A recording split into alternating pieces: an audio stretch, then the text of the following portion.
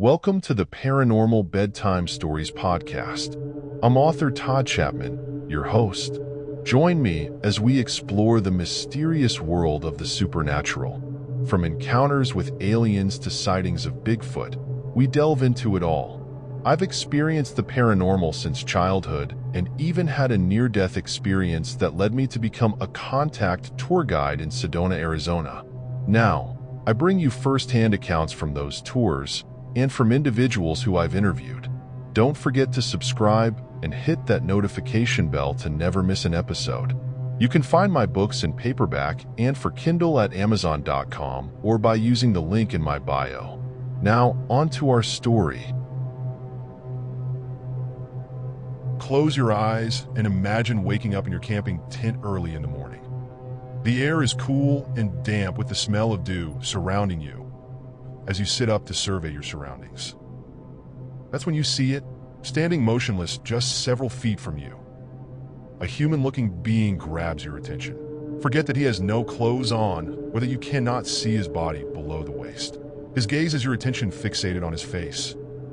The only thought running through your mind is that me? The thought repeats itself.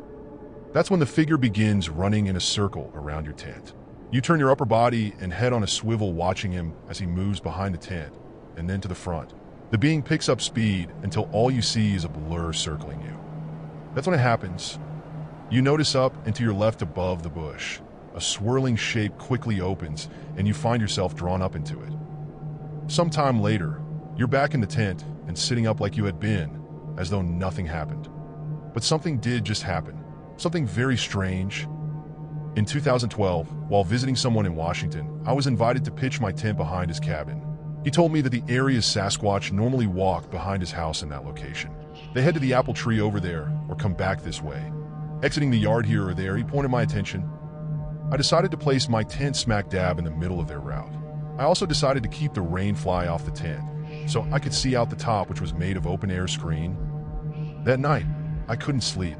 All of my focus and attention was on my surroundings.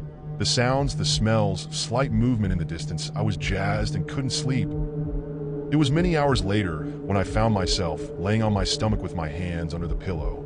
That's when I felt myself gently gliding down the gradual slope toward the apple tree. It felt like being on a magic carpet and floating above the ground. After several moments of this very real sensation, I opened my eyes to find myself still laying on the ground in my sleeping bag. I hadn't moved an inch. That was the first time I'd experienced such a sensation. Laying motionless for a few minutes, I sat up to survey my surroundings. That's when I saw him staring at me. I wasn't scared. Honestly, I was puzzled. I was hoping to see a Sasquatch, but this was something very different. It was human, but had no body hair other than the black, neatly combed hair on its head. As I mentioned, he stood motionless and didn't even blink. His body was missing below the waist. Standing alongside the back of the cabin, he just stared at me while I attempted to make sense of what was happening. In an instant, he began moving or running without legs around my tent. As he did so, I watched him go around and around my tent until he became a blur. That's when I gave up and turned back toward the front of the tent. Off to my left, I saw the portal or wormhole forming, and just as it began to open up, I was sucked up and out of the tent into the opening from my heart center. When I returned to the tent, I was still sitting up and in my sleeping bag. Not wanting to forget what just transpired, I quickly went into my guest cabin and looked for something to write with. I wrote the entire account down and then shared the story with my host after breakfast. So, what happened while I was on the other side? I really don't remember. Who was that man, really? I don't know, but at the time, strongly felt it was me. Possibly from another time or reality paying me a visit. It's hard to say.